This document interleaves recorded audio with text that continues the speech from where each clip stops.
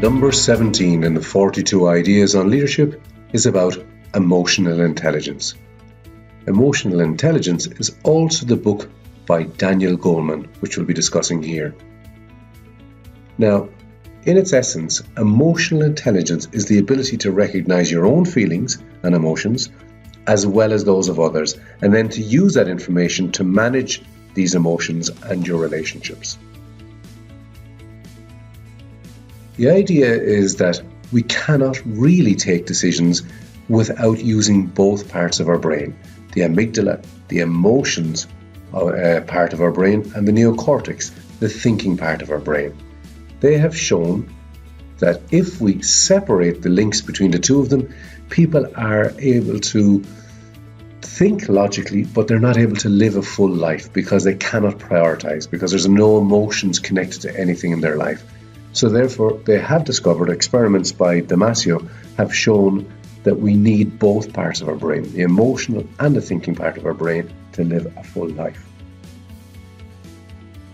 The 5 areas we're going to look at that are mentioned in the book Emotional Intelligence, the skills connected with emotional intelligence, are the following: self-awareness, self-management, self-motivation, social awareness, and social skill. Later on, self-management and self-motivation are very often put in together in the same area called self-management. First one then, self-awareness. Well, some people suffer from alexithymia, which is a lack for a word for emotion. That is literally what it means in Greek. What it describes, however, are people who have flat lives because they're not able to describe the emotions that they're feeling. And because they're not able to describe the emotions they're feeling, they feel that they're not experiencing emotions. Now, one of the things that people need to do, first of all, is to go from that extreme and avoid going to the other extreme, which is being engulfed by their emotions. If we are not aware of our emotions, then we are in their control. So first of all, we need to be able to describe them, to go away from alexithymia, and at the same time, if we can describe them, then we don't go to the other extreme, as I said, where we're engulfed by them. This makes us better pilots of our lives if we're emotionally self-aware, and it needs accurate self-assessment, self-observation, and close monitoring of our emotions. Metacognition means that we're aware of what we think. Meta-mood is what we're aware of when we're aware of what we're feeling. And this is fundamental in achieving all other areas of emotional intelligence. Self-awareness is the first step. Self-management. Well, self-management is about the right amount of emotion in the right situation. It's about achieving balance. It's not about suppressing our emotions, and it's also about accepting that sometimes, just like a seesaw, you've got ups and you've got downs. You need the ups to enjoy your life, but you also need the downs sometimes to appreciate those ups. This means we need self-control and self-awareness. We need to be careful of our anger or our sadness or our worrying building on each other in successive waves, because then they turn into rage or depression or suffering from anxiety. Some of the ways of overcoming this is by reframing, thinking about our anger, our sadness, our worrying, and looking at it in a different way to reduce the effects of it. It's maybe putting a little bit of distance between ourselves and the anger, going for a walk. In all areas, distraction also helps, as does physical exercise in the areas of anger and depression.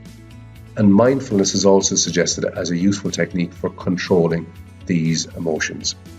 So what we have is we have our initial reaction, and Daniel Goleman accepts the fact that very often we can't decide when we're going to experience these emotions or what emotions we're going to experience, but we can have some control over how long those emotions are going to affect us.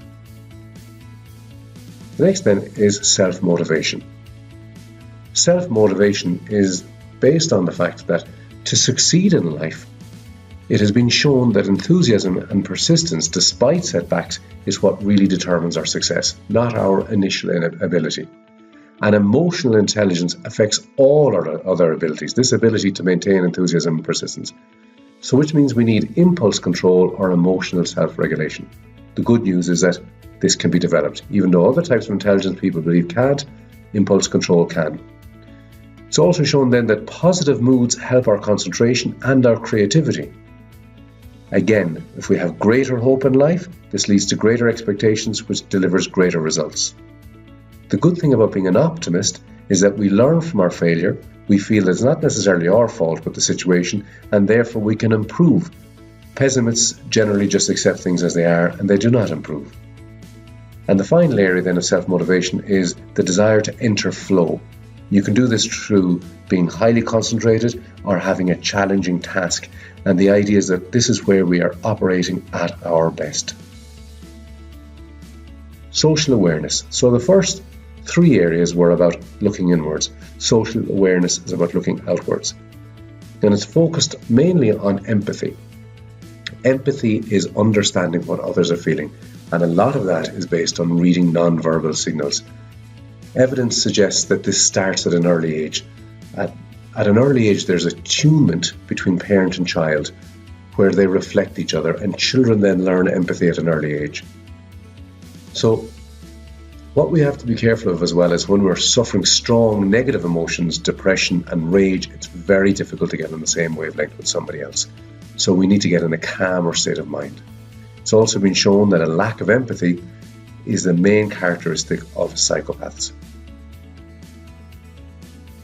So, social skill.